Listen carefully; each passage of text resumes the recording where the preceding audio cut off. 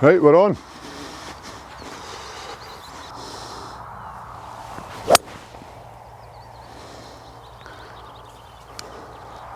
It's just up the right side. Right, we are on. We're on the golf course. I'm going to play 4 holes. We're going to stop at a certain part in the golf course around about the green. I'm going to show you something that you should implement in your golf game. Everyone needs to know this. This is, Greg Norman did this, Seve Ballesteros did this, but not many people know about it. It's one of those little nuggets that actually work. Now, as you know, this channel is all about looking at the golf swing in a slightly different way, different approaches, different feels, different techniques to be able to come out with or produce an outcome that's beneficial for the player. And today, that's exactly what it's all about. So you will learn from this today. If you implement this into your game will improve. Fact. Are you ready to improve your golf?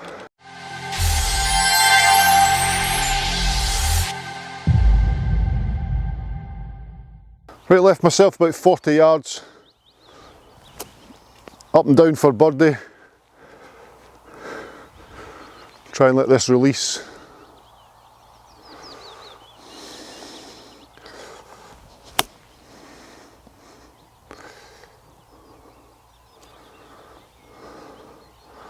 That was really unlucky, just caught that downslope.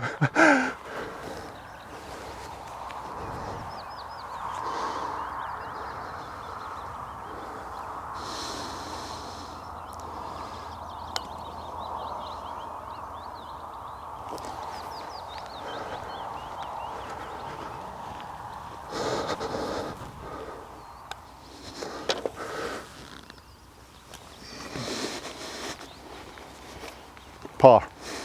Right, so I've left myself here. You can see where these golf balls are, and you can see where the flag is. I've left myself with a very awkward shot. So this shot requires a lot of loft. Obviously we have to get the ball up and over the bunker. Now that is the tricky part. Many golfers struggle with this area, but there's a little nugget you can take here and put into your golf swing or your golf move that actually works. So this little move here is going to make sure that you get the ball up in the air every time. Now it's a tricky one to adopt or to implement into your game, but once you've got it, once you understand it, once you feel it, very much feel, Seve did this for hours on the range to feel this, and he came up with this concept. So I'm only passing on Seve's information. Okay? I'm not sure if I'm qualified to pass on Seve's information, but certainly it's nice to share golf knowledge, isn't it?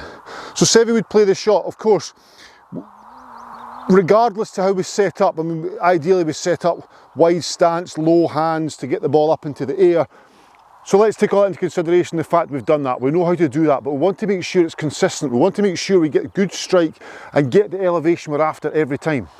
When you grip the golf club, that's your only point of contact with the club, as we know. Seve, for example, had very good feel in his hands, so that's what he would do. He would use his hands to feel the shot, to feel the elevation. Now what he would do at impact is he would reduce the pressure in one hand and maintain the pressure on the other. He would reduce the pressure on one hand and maintain the pressure on the other. So taking a dress position, club face open, wide stance to get me lower, hands down, good. So now the bounce is in play. So then from this position, Seve would take his lower hand, his right hand, and play a right-handed shot with this. And at impact, he would try and lighten the pressure on these 3 fingers, which allows the right hand, the bottom hand, to be a little bit more active. So you can see what that's doing there. The club head is now going to pass the hand slightly, maintaining the loft as the grip pressure on these 3 fingers is reduced. So it becomes a little bit more one arm right hand shot. If I take a practice stroke with right hand only, you'll see how as I follow through, the club head passes the hands, but the club face points towards me. The wrist bends on follow through, and I can maintain lots of loft. It's going to be consistent. I'm going to get up there every time. Set myself up, lower the hands, grip's good. From there, back. Feel as though the right hand is a dominant hand and the grip pressure on the left is reduced as you play the shot. So I'm there. That came off super soft. Again, so it's one-handed. One-handed swings the feeling. And we can get that, and then of course when we add the left hand on, we start to pull, we start to do all sorts of things. We are the inertia, we change things, we adapt to the fact that there's a golf ball there and try and help it in the air. As we've just mentioned, if you can reduce the pressure on the left hand as you do this, then both hands are obviously controlling the club, so there is more control of the path of the club head, but with the pressure taken off those left three fingers, those bottom three fingers of your left hand, the right hand becomes just a little bit more dominant, and therefore we can release the club head to maintain the loft through impact.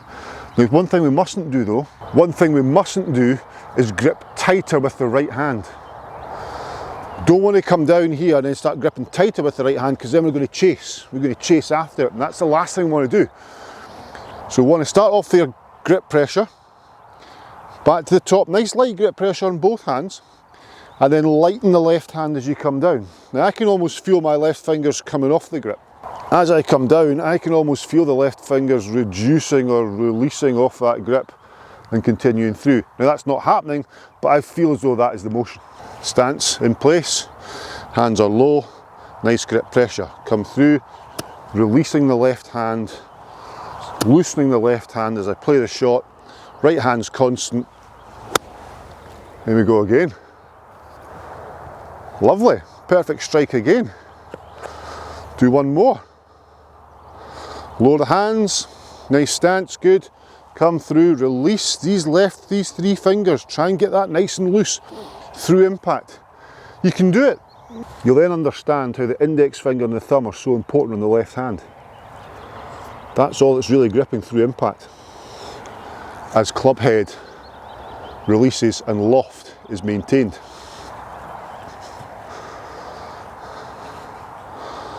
Go. There. And then left hand loose.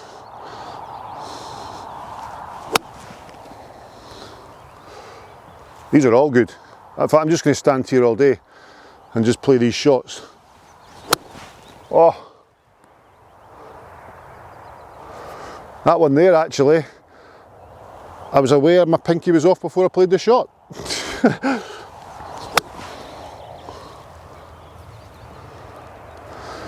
Not one of these is bad yet. Right hand dominant.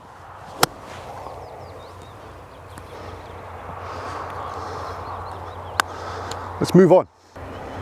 Right, so par the first, par 5. Second hole, par 4, 280 yards up the hill, dog leg to the right. Just a 3-wood and then a little wedge up there.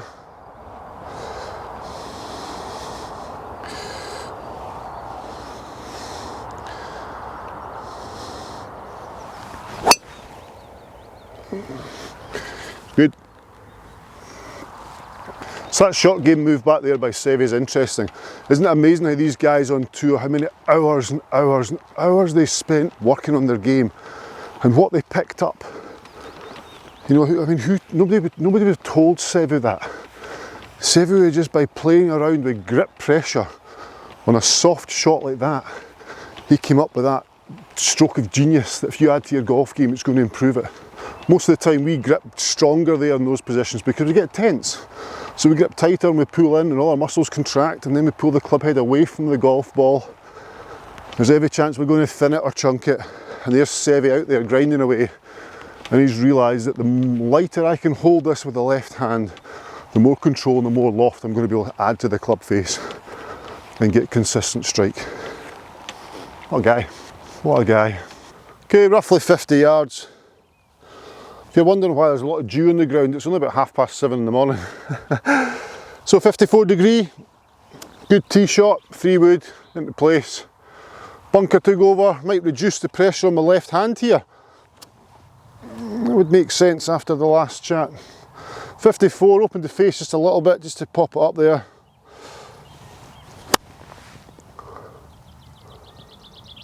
Yeah, pretty good. Caught that a wee bit heavy, but I committed to it, so I was okay.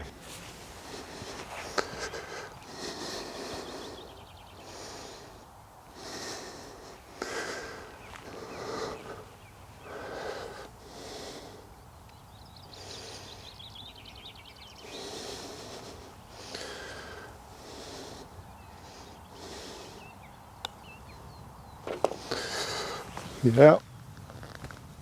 1 under par. Whew.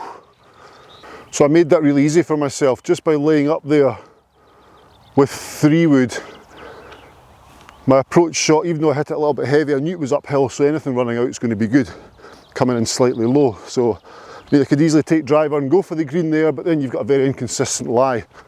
My game, the way I play the game is I always look for the short straight line, so a shorter 3 wood to a nice area to leave a short shot in, straight line, straight line, straight line, rather than trying to curve in driver or take on a shot that's just, as I say, the lie can be unpredictable. So I'm really quite a safe golfer, I think. I try to be. It's good to be safe. Although a little bit of risk now and again always keeps it spicy. So third tee, 1 under par. Decent length par 4 here, 429 yards off the white tee. 3 wood again. You probably noticed I don't have a driver with me today. I've only got a 5, 7, 9, couple of wedges and a 3 wood and a hybrid with me. And a putter, and I forgot my glove. Didn't forget the other clubs though. So 3 wood again, I'd rather be hitting 3 wood 6 iron or 3 wood 7 iron into the green from a consistent lie on the fairway rather than hitting driver and maybe 8 or 9 iron, but from the semi-rough. Don't want that. So a nice controlled 3 wood. So if I had driver with me, I would still be hitting 3 wood anyway. So nice controlled 3 wood. Confidence is high. I've hit 2 good ones already. For me, it's about trying to reduce the length of backswing. It's good. Again, a wee bit left that time though. Left side of the fairway, it's fine. So caught that one a fraction out the toe, so it's turned over a little bit left, but it's still on the fairway, so we're good to go. Just going back to the short straight lines thing, you should give that a try. Driver, if you hit driver perfectly straight, that's the longest straight line you're going to hit. So reducing that to a shorter straight line is going to be easier to control. So a 3 wood straight line is easier to control than a driver straight line. Yet you've not lost a huge amount of distance because 3 wood nowadays goes for miles of course, and you can crank the loft down on that as well. So I class that as a short straight line. So a 3 wood or my 2 hybrid is a short straight line, 2 hybrid being 17 degrees. So that to me is 2 short straight lines. If I can hit a short straight line and leave myself another straight line to the green with a little bit extra club, the game becomes much easier. It's a much easier game when you're in bounds. Right, 130. 130 is a good number for me. I just tried to grab my glove out of my pocket there. 130 is, 140 is a full wedge. So 130 is a wee cut wedge. So a little out to in path, cut wedge, 130. So it's a good 3 wood. It's no wind this morning, so it's gone a lot further than I expected.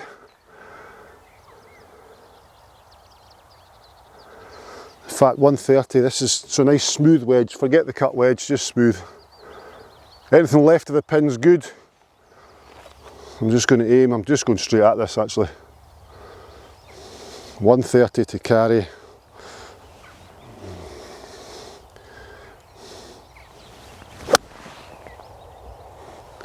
Oh, that is good. I think that's actually just gone up the back edge. How's that? How's that happened? I thought I'd done everything right there. Obviously not. So I played that 130 shot, carried it, God, probably 135 anyway, and it's kicked on.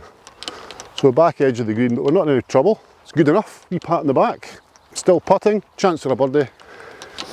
The good enough thing's interesting, you know, there's good. So there's a great shot, which is when you hole it. It's never going to happen. Hole in one, very rare. Good shot is doing exactly what you expected to do. Mine didn't do exactly what I expected to do there. So you praise yourself for the good one and the great one, and the great one never happens. The good enough one, which is what that is, it's ran on, it's at the back edge of the green. It could be much better. But I'm not going to get upset by that. I'm praising myself for the good enough ones. And then there's the bad shots, which are out of bounds and you can't find them. So we need to praise ourselves for the great, the good, and the good enough. But really, in general, all we do is praise ourselves for the great and the good. And the great never happens, very rarely happens. So on the golf course, we're only praising ourselves for our good shots. Whereas that there, for me is good enough. I'm praising myself for that. There's 3 chances to praise myself. And that's golf psychology. If you hit a drive down the fairway, you miss the fairway on the right, for example, you can still find it. You can still play a shot to the green. It's good enough. Don't beat yourself up for missing the fairway. Praise yourself for the fact you've given yourself a next shot. You've given yourself an opportunity. So here we go. This has just ran through the green. There's the flag. There's the ball. So it's probably a little chip shot. So my 130 yards would have been pretty much pin high. Didn't realise the pin was so far back on the green. So then it's ran up to about the 140. Green starts here. I need to land the ball here. A to B, B be my landing area, B to C. B to C will take care of itself if I get the ball into B from A in the correct trajectory. So all I'm thinking about here is landing area. If I can land this correctly with the correct trajectory into B, just on the green, then it'll run to the flag. I don't have to worry about that. All I've got to worry about is getting the ball to land on my spot.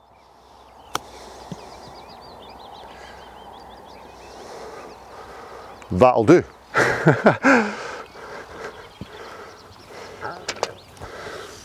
There we go. Still 1 under.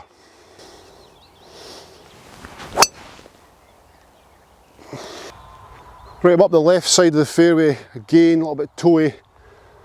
I've got a bit of trouble here, so the pin's on the left hand side of the green. Pins on the left side of the green, I've left myself 175. A 7-iron goes 170, but going by the last hole I need to land this shot and bounce it on. So I know what you're thinking, just hit 8-iron, but I don't have an 8-iron, I've only got 579 wedge, so 9's never getting there at 175.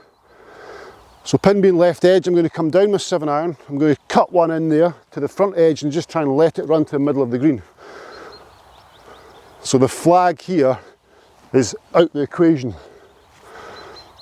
That tree at the back edge of the green is a good line, so if I start it on the flag and peel it off towards that with a little 3/4 7-iron running from the front edge into the middle would be ideal.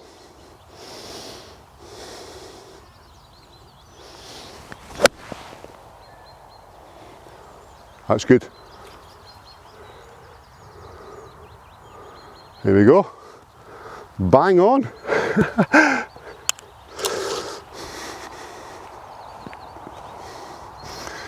I love shots like that. I love it when you have to manufacture something, seem to focus and concentrate a little bit more rather than just having a stock shot. I like that. That's why I bring a half set of clubs. That there was, it's much more rewarding that when you've created that. The game actually becomes a little bit easier when you do that. I find that when I make videos and I discuss the shot I'm going to play, or if I'm doing a playing lesson and I explain the shot I'm going to play, I pretty much execute it most times because I've talked myself through it, I've told myself exactly what I'm going to do, then I execute it. Quite often we get lazy and you just think, you know, just an 8-iron. I mean, how hard can it be, just a nice 8-iron? Whereas there was a lot of thought went into it. Execution was excellent because I purely prepped myself for it, I primed myself to play that shot. I was fully engaged, fully immersed in the process. And there we are, as you walk up there you can see pins on the left side of the green, that was not in the equation. That tree was the line and there's my ball, just ran up the middle of the green.